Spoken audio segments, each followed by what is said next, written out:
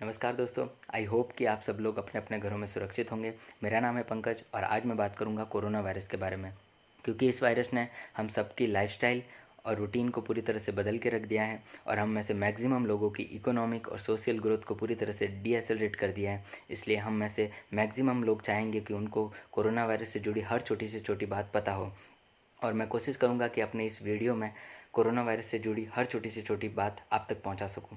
Corona virus, अगर हम इसका नाम देखें तो कोरोना कोरोना वर्ड क्राउन से निकला है, क्योंकि कोरोना वायरस का शेप क्राउन शेप्ड है, इसलिए इसको हम कोरोना वायरस कहते हैं। अगर हम इसकी हिस्ट्री देखें तो 1937 में पहली बार एनिमल में से कोरोना वायरस को एक्सट्रैक्ट किया था एंड 1965 में पहली बार ह्यूमन में से कोरोना वायरस को एक्सट्रैक्ट किया गया था।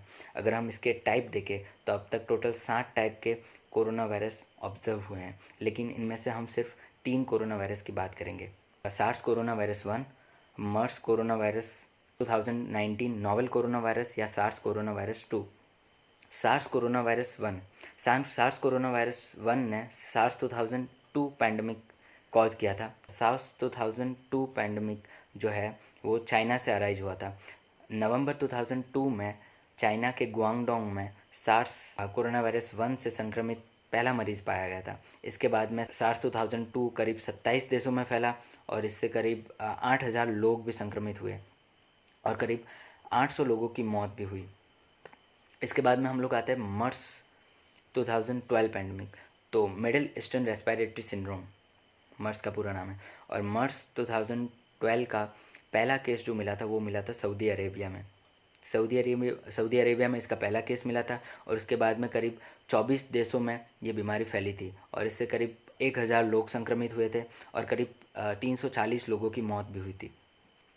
लेकिन कोरोना वायरस से जो अब तक की महामारियाँ, जो सार्स 2002 और मर्स 2012 की बात करें, तो अगर उनको हम नोवेल कोरोना वायरस है, नोवेल का मतलब होता है नया या अलग, तो ये जो 2019 नोवेल कोरोना वायरस था वो बाकी के कोरोना वायरस से अलग था। अब तक की जो महामारियाँ कोरोना वायरस से हुई थी उनको अगर 2019 नोवेल कोरोना वायरस से कंपेयर करें तो वो उसके सामने कुछ भी नहीं है। तो 2019 नोवेल कोरोना वायरस को अगर हम सार्स 2002 और मर्स 2012 से कंपेयर करें बाय केस फेटेलिटी रेशो से, पहले हम देखते हैं केस फेटेलिटी रेशो क्या होता है। तो केस फेटेलिटी रेशो है the number of death observed upon the total number of cases reported. इसका मतलब है कि जो टोटल संक्रमितों में से कितने % लोगों की बीमारी से मौत हो गई। तो अगर हम सार्स 2002 की बात करें तो करीब 800 लोग मारे गए थे और टोटल 8,000 लोग संक्रमित हुए थे। इसका मतलब सार्स 2002 का केस फेटेलिटी रेशियो था 10%, और अगर हम मर्स की बात करें तो लगभग 334 लोग मारे गए थे जबकि 1,000 लोग संक्रमित हुए थे। तो मर्स का केस फेटेलिटी रेशियो था 34%। अगर हम कोविड-19 की बात करें तो कोविड-19 के केस में ओवरऑल जो पूरे वर्ल्ड का जो केस फेटेलिटी रेशियो अब तक बताया जा रहा है वो करीब है 4.7%। और अगर हम इंडिया की बात करें तो इंडिया में ये केस फेटेलिटी रेशियो बताया जा रहा है 2.75%, जो कि मर्स और सार्स से काफ़ी कम है। लेकिन केस फेटेलिटी रेशियो कम होते हुए भी कैसे कोविड-19 मर्स और सार्स से ज़्यादा खतरनाक है। पहले तो हम इस केस फेटेलिटी रेशियो की बात कर लेते हैं। जो केस फेटेलिटी रेशियो अब कोविड-19 के केस में बताया जा रहा है, एक्चुअली वो पूरी तरह से गलत है। वो गलत क्यों है? गलत इसलिए है क्योंकि जो टोटल नंबर ऑफ़ केसेज़ जो हम लोग डिनोमिनेटर में ले रहे हैं, total number of cases reported, actually वो ही केस है जो हमारे सामने आए हैं और जिसकी हमने टेस्टिंग की है। ऐसे बहुत सारे केसेस होते हैं जो एसिम्प्टोमेटिक होते हैं, जिनके सैंपल लैब तक पहुंचते ही नहीं हैं और वो ऐसे ही ठीक हो जाते हैं। तो अगर हम उस नंबर को भी नीचे रखें तो केस फेटेलिटी रेशो उससे भी कम हो जाता है। एग्जैक्ट केस फेटेलिटी रेशो जानने के लिए न्यूयॉर्क में एक स्टडी की गई। न्यूयॉर्क में वहाँ की जो यूएस गवर्नमेंट ने की एक बॉडी है CDC, centre for disease control and prevention. Centre for disease control and prevention ने न्यूयॉर्क सिटी में एक स्टडी की जहाँ पे उन्होंने करीब 15,000 रैंडम लोगों को सेलेक्ट किया। उन 15,000 रैंडम लोगों को सेलेक्ट करके उनमें कोविड-19 एंटीबॉडी की टेस्टिंग की गई। तो आप हैरान हो जाएंगे कि उन 15,000 में से करीब 19.9% लोगों में कोविड-19 की एंटीबॉडीज़ पाई गई। जी हाँ, 19.9% लोगों में कोविड-19 की एंटीबॉडीज़ पाई गई। और इसके बाद में अगर इस स्टडी को अगर टोटल पॉपुलेशन से कंपेयर करें तो न्यूयॉर्क सिटी की टोटल पॉपुलेशन है अराउंड 8.4 मिलियन, 84 लाख। अगर उस 84 लाख का 19.9% निकाले तो वो आता है करीब 1.67 मिलियन, मतलब लगभग 16,70,000। मतलब न्यूयॉर्क सिटी के करीब 16,70,000 लोग कोरोना वायरस से संक्रमित थे, जबकि रिपोर्ट हुए थे करीब 1,66,000। मतलब 10 गुना जो जो केसेस रिपोर्ट हुए थे उससे 10 गुना ज़्यादा लोग न्यूयॉर्क सिटी में संक्रमित थे। ये आंकड़ा हैरान करने वाला है, क्योंकि अगर हम इंडिया से कंपेयर करें, अगर उस स्टडी को इंडिया में रिलेट करें तो अभी करीब आज जब मैं वीडियो बना रहा हूँ तो इंडिया में करीब केसेस हैं 8 लाख। अगर उससे 10 गुना ज़्यादा लोग इंडिया में संक्रमित हैं तो करीब 80 लाख लोग अभी इंडिया में संक्रमित हैं। खैर छोड़िए, अब न्यूयॉर्क में उस एग्जैक्ट केस फेटेलिटी रेशियो को निकालने के लिए exact number of cases infected तो निकाल दिए, लेकिन अब उनको निकालना था the exact number of deaths, क्योंकि बहुत सारी डेथ ऐसी भी होती थी जो कोरोना वायरस की वजह से तो होती थी लेकिन सामने नहीं आती थी। तो उसके लिए सीडीसी ने एक स्टडी की। उन्होंने उन डेथ को तो लिया ही जो कोरोना वायरस के वजह से हुई थी, प्लस उन्होंने वहाँ की preliminary estimation of death rate निकाली।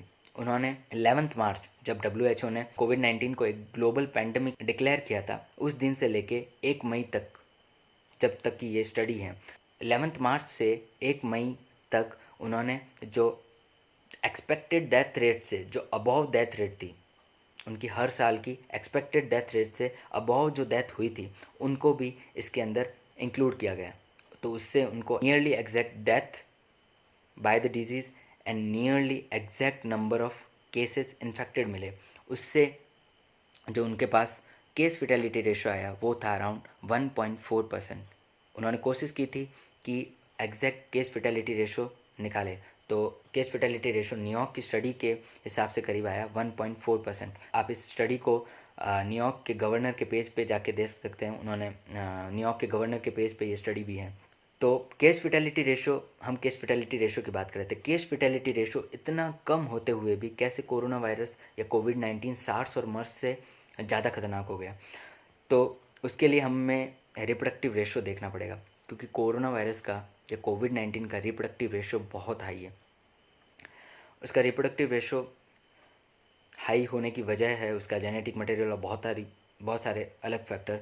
लेकिन अब रिप्रोडक्टिव रेशियो क्या होता है? तो रिप्रोडक्टिव रेशियो की अगर हम बात करें तो रिप्रोडक्टिव रेशियो वो नंबर है कि अगर एक इन्फेक्टेड पेशेंट आगे मैक्सिमम जितने लोगों को डिजीज़ ट्रांसफ़र कर सकता है, एक इन्फेक्टेड पर्सन आगे कितने लोगों को डिजीज़ ट्रांसफ़र कर सकता है, यह है रिप्रोडक्टिव रेशियो। और कोविड-19 के केस में अभी तक जो रिप्रोडक्टिव रेशियो मिला है वो है अराउंड 2 से 4। अगर हम इसका मीन भी लें यानी 3, तो एक इंसान जो इन्फेक्टेड है अगर उसको खुला छोड़ दिया जाए तो वो मैक्सिमम 3 लोगों को संक्रमित करेगा, और वो आगे 3 लोगों को, यानी 1 से 3, 3 से 9, 9 से 27, यानी एक्सपोनेंशियल ग्रोथ होगी। और इस एक्सपोनेंशियल ग्रोथ की वजह से जो कोविड-19 के इन्फेक्टेड पेशेंट्स का नंबर इतना हाई हो गया कि उस हाई नंबर का लो परसेंटेज भी बहुत ज़्यादा था।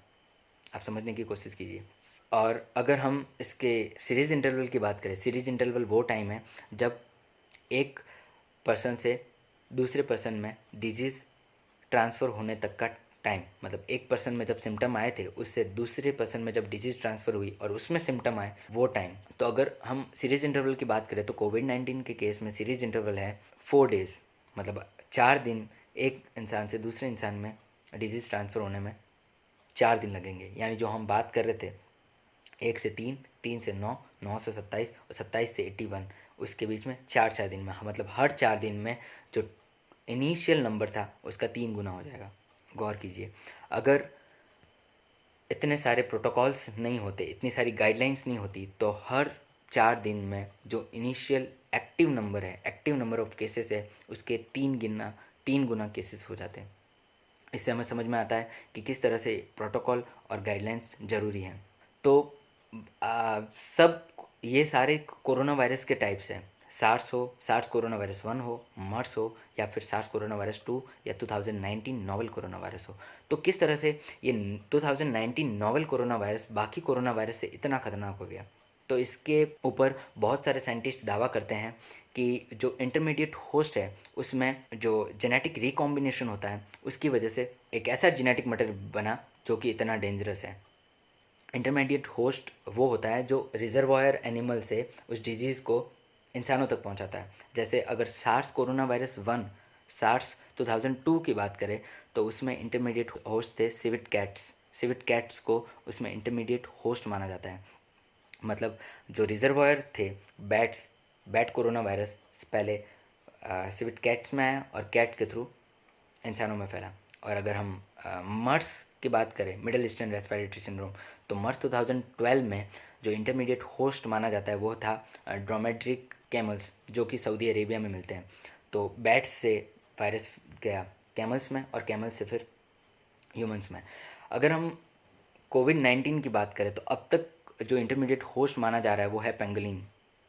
ये भी काफ़ी इंटरेस्टिंग है क्योंकि पेंगोलिन की तस्करी दुनिया में सबसे ज़्यादा होती है। अवैध तस्करी के लिए पेंगोलिन सबसे कुख्यात है क्योंकि पेंगोलिन की स्किन का यूज़ दवाई बनाने में होता है और ख़ासकर चाइना में बाकी बचा हुआ मांस खाने में काम लिया जाता है, इसलिए पेंगोलिन की अवैध तस्करी चाइना में बहुत होती है। तो पेंगोलिन इंटरमीडिएट होस्ट था। बैट कोरोना वायरस जो है वो पेंगोलिन में गया और पेंगोलिन में होमोलोगस रिकॉम्बिनेशन हुआ और उस रिकॉम्बिनेशन से इतना डेंजरस जेनेटिक मटेरियल है वो तैयार हो गया, ऐसा दावा है। लेकिन महज इत्तेफाक से इतना डेंजरस जेनेटिक मटेरियल तैयार हो जाना बहुत से लोगों को रास नहीं आया और बहुत से लोगों ने ये दावा किया कि वुहान की वायरोलॉजी लैब में ऐसा जेनेटिक मटेरियल साइंटिस्ट ने जानबूझ के तैयार किया था एज ए बायोलॉजिकल वेपन। बहुत से पॉलिटिशियन ये दावा करते हैं कि उनके पास सबूत भी है कि 2019 नोवेल कोरोना वायरस का जेनेटिक मटेरियल है वो वुहान की वायरोलॉजी लैब में तैयार किया गया। खैर, इसके पीछे सच्चाई क्या है वो हमें नहीं पता है, लेकिन एक बात तो तय थी कि एक बहुत ही खतरनाक जेनेटिक मटेरियल तैयार हो चुका था जिसने पूरी दुनिया की इकोनॉमी को हिला के रख दिया था और पूरी दुनिया की लाइफस्टाइल, उनकी रूटीन, उनकी सोशल लाइफ को पूरी तरह से बदल के रख दिया था। इसके बाद में अगर हम कोरोना वायरस की टाइमलाइन की बात करें तो टाइमलाइन अगर हम देखें तो 8 दिसंबर 2019 के बाद से ही चाइना के वुहान में बहुत सारे निमोनिया के ऐसे केसेस पाए गए जिनके पीछे का कॉज किसी को पता नहीं था। 31 दिसंबर 2019 को चाइना ने WHO को बताया कि हमारे पास निमोनिया के ऐसे बहुत सारे केसेस फैल रहे हैं जिनका कारण उनको पता नहीं है। 1 जनवरी को जो वुहान का सी फूड मार्केट है उसको बंद कर दिया गया।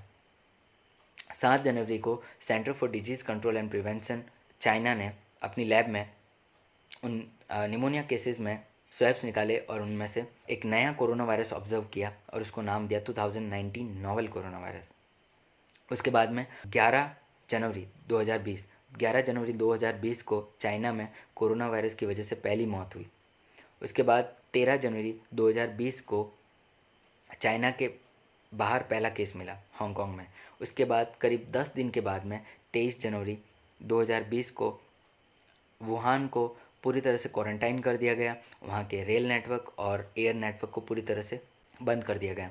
उसके बाद 30 जनवरी को WHO ने जो वुहान का जो वायरस का आउटब्रेक हुआ था उसको एक हेल्थ इमरजेंसी डिक्लेयर कर दिया। 30 जनवरी को ही इंडिया में भी कोरोना वायरस का पहला केस आ चुका था जो कि था थ्रिसूर केरला में। तो 30 जनवरी को WHO ने कोरोना वायरस आउटब्रेक को एक हेल्थ इमरजेंसी डिक्लेयर किया था और 30 जनवरी को ही इंडिया में थ्रिसूर केरला में कोरोना वायरस का पहला केस मिला था। उसके बाद 5 फरवरी को WHO ने एक रिपोर्ट भी निकाली जिसमें उन्होंने बोला कि उन्होंने एक गाइडलाइन जारी की कैसे कैसे हमें इस बीमारी से बचने के लिए किन रूल्स का फॉलो करना होगा। उसके बाद में करीब 11 मार्च को WHO ने कोरोना वायरस आउटब्रेक या कोविड-19 को ग्लोबल पैंडेमिक डिक्लेयर किया। उसके बाद में जो था वो नंबर बढ़ता गया और अब तक रुकने का नाम नहीं ले रहा है। इंडिया में अगर मैं आपको बताऊं तो जो 100 केसेस थे वो 15 मार्च को पूरे हुए थे और 19 मई को 1 लाख केसेस पूरे हो गए थे। आप रिकॉर्ड्स देखना, 19 मई को 1 लाख केसेस पूरे हो गए थे और 30 जून को 2 लाख, मतलब 15 दिन में दूसरा लाख। उसके बाद में 13 जून को 3 लाख, मतलब 10 दिन में तीसरा लाख। उसके बाद में करीब 21 जून को 4 लाख केसेस पूरे हुए थे, मतलब 8 दिन में चौथा लाख। उसके बाद में करीब 27 जून को 5 लाख केसेस पूरे हुए थे, मतलब 6 दिन का गैप आ रहा है अब। उसके बाद में 2 जुलाई को 6 लाख केस पूरे हुए, मतलब 5 दिन का गैप। उसके बाद में 7 लाख केसेस हुए 6 जुलाई को, मतलब 4 दिन का गैप। मतलब आप देख रहे हैं किस तरह से कोरोना वायरस डिजीज़ फैल रही है। आई होप कि मैंने अब तक कोरोना वायरस से जुड़ी हर चीज़, कैसे फैला, क्या होता है, किस तरह से पहले कोरोना वायरस ने महामारी कॉज की थी, ये तो वो सारी चीज़ें बताई हैं। अब हमें इससे बचना है। इससे बचने के लिए पहले हमें अवेयर होना पड़ेगा कि हमें बहुत सारी चीज़ें जाननी होगी, जैसे कि ट्रांसमिशन। अगर हम इसके ट्रांसमिशन की बात करें तो इसका ट्रांसमिशन होता है मोस्टली ड्रॉपलेट फॉर्म में। तो ट्रांसमिशन में अगर हम लेटेस्ट स्टडी देखें तो जो लेटेस्ट रिपोर्ट पब्लिश हुई है WHO की, जो कि हुई है 9 जुलाई को, तो 9 जुलाई यानी थर्सडे की रिपोर्ट में WHO ने बताया है कि कोविड-19 का ट्रांसमिशन है उसके टोटल 10 तरीके हो सकते हैं, लेकिन जो इम्पोर्टेंट है, जो मेन है, वो है ड्रॉपलेट ट्रांसमिशन। ड्रॉपलेट ट्रांसमिशन में क्या होता है, जब भी कोई इन्फेक्टेड पर्सन खांसता, छींकता या बोलता है, तब उसके मुंह और नाक में से वायरस ड्रॉपलेट की फॉर्म्स में सराउंडिंग में आता है, और सराउंडिंग में जो नॉन इन्फेक्टेड पर्सन ड्रॉपलेट्स के कांटेक्ट में आता है, तब वो इन्फेक्ट हो जाता है। इसके अलावा एरोसोल ट्रांसमिशन भी काफ़ी कंट्रोवर्सी में है। एक्चुअली WHO ऐसा मानता है कि एरोसोल ट्रांसमिशन भी एक रोल प्ले करता है कोविड-19 ट्रांसमिशन में, जैसा कि उसने अपनी लेटेस्ट रिपोर्ट में कहा है। लेकिन बहुत सारे एक्सपर्ट्स ऐसा मानते हैं कि aerosol transmission negligible role play करता है कोविड-19 के ट्रांसमिशन में। खैर, जो भी है, हमें इससे बचना है। हमें भीड़ भाड़ वाली जगहों में जाने से बचना है जहाँ पे एरोसोल और ड्रॉपलेट ट्रांसमिशन हो सकता है। इसके अलावा अगर हम सिम्टम्स की बात करें, जो मेन सिम्टम्स है वो high grade fever almost all cases में मिलता है। हाई ग्रेड फीवर के बाद में शॉर्टनेस ऑफ ब्रीथ, सांस का फूलना, और उसके बाद में कफिंग, खांसी, सांस फूलना और तेज़ बुखार, ये कोविड-19 के इम्पॉर्टेंट सिम्टम्स है जो काफ़ी केसेस में मिलते हैं। और उसके बाद में हम आते हैं हमें क्या क्या प्रिकॉशंस लेने हैं। तो मैं सजेस्ट करूँगा 5 प्रिकॉशन हमें लेने ही लेने हैं। सबसे पहले तो हमें जब ज़रूरत हो तभी घर से बाहर निकलना है। उसके बाद में जब भी हम घर से बाहर निकले तब मास्क पहन के निकलना है। उसके बाद में हम भीड़ भाड़ वाली जगहों पे जाने से बचना है। जब भी हम बाहर से घर में आए तो हमें साबुन से हाथ धोना है, और अगर घर में साबुन या हैंड वॉश ना हो तो अल्कोहल बेस्ड सैनिटाइज़र का यूज़ करना है। हमें ये प्रिकॉशन लेने बहुत ज़रूरी है, क्योंकि बहुत से ऐसे लोग होते हैं जो कहने को तो कह देते हैं कि हमें ये सब प्रिकॉशन लेने चाहिए, लेकिन फिर भी बाहर जाते हैं। वो ये सोचते हैं कि बीमारी हमारा कुछ नहीं बिगाड़ सकती। हो सकता है बीमारी आपका कुछ नहीं बिगाड़ सकती, आपकी इम्यूनिटी स्ट्रांग हो, आप एसिम्टोमेटिक रहो, आप इन्फेक्ट हो भी जाओ लेकिन आपको सिम्टम शो नहीं करो और ठीक भी हो जाओ, लेकिन आप वो बीमारी आपके घर के उन बुज़ुर्गों को ट्रांसफ़र कर सकते हैं जो जिनकी इम्यूनिटी वीक है, या फिर जो हाइपरटेंशन या डायबिटीज़ के पेशेंट हैं। तो खुद का नहीं तो कम से कम अपने घर के उन बुज़ुर्गों का ध्यान रखो जो इस बीमारी की चपेट में आ सकते हैं। इसके बाद में मैं कुछ मिथ्स को बस्ट करूँगा, जैसे कि बहुत सारे मिथ्स पॉपुलर हो रहे हैं। जैसे एक है कि हाँ, हमारे थ्रोट और नोज़ को रेगुलरली रिंस करने से कोविड-19 के इन्फेक्शन के चांसेस कम हो जाते हैं। तो WHO ने ऐसा क्लियरली बोला है कि ऐसी कोई स्टडी, ऐसा कोई प्रूफ नहीं है जिससे ये पता चले कि रिंसिंग से, बार बार रिंसिंग से कोविड-19 के इन्फेक्शन के चांसेस कम हों। उसके बाद में एक मिथ ये भी है कि जिनके भी घरों में पेट्स हैं तो वो काफ़ी डरते हैं कि हो सकता है कि पेट्स को छूने से भी कोविड-19 का ट्रांसमिशन हो। तो ऐसा बिल्कुल नहीं है, लेकिन फिर भी हमें जब भी हम पेट्स को छुए, जिसके भी घर में पेट्स है और पेट्स को छुए, तो उसके बाद में साबुन से हाथ धोने चाहिए। इससे हम कोविड-19 से नहीं तो कम से कम बैक्टीरियल इन्फेक्शन से बच सकते हैं, जैसे साल्मोनेला एंड ई कोलाई, जो कि पेट से ह्यूमन के बीच में ट्रांसमिट होते हैं। उसके बाद में जो तीसरा मिथ है जो इंडिया में काफ़ी पॉपुलर है कि लहसुन खाने से, चूरन चटनी से कोविड-19 के इन्फेक्शन के चांसेस कम हो सकते हैं, तो ऐसे कोई प्रूफ नहीं है, ऐसी कोई स्टडी नहीं है। सबसे बेस्ट है सोशल डिस्टेंसिंग, और जो 5 तरीके बताए हैं उनसे ही हम कोविड-19 से अब तक बच सकते हैं। तो घर में रहे, सुरक्षित रहे। आई होप कि मैंने कोविड-19 और कोरोना वायरस से रिलेटेड हर जानकारी आप तक पहुंचाई। वीडियो को एंड तक देखने के लिए बहुत बहुत शुक्रिया। जय हिंद।